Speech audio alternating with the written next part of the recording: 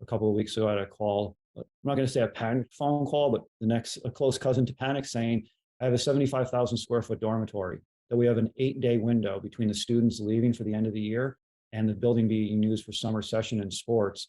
And we have to start, we have the whole scope is replacing the windows in the building. It's 5-story, 75,000 square foot building that looked like something out of Hogwarts.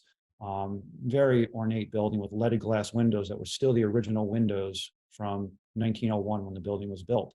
Wow. And any way that you can get us any sort of documentation for this. And so I went in and we had 3 days of access to the building and scanned it.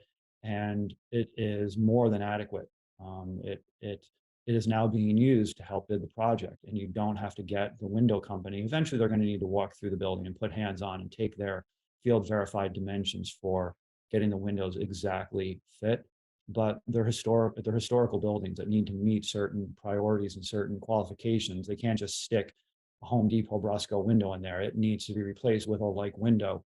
And so they can begin the pricing and the bidding process by sending the Matterport file that is accurate enough to be able to pull the window dimensions in whole inches and say, this is a 3.0 by 6.0 window that has an arch top on it, and it's got these features to it, and you can get the ball rolling, and the glass and window people won't need to step foot in the dormitory for quite some time. They will eventually need to go back, but problem solved.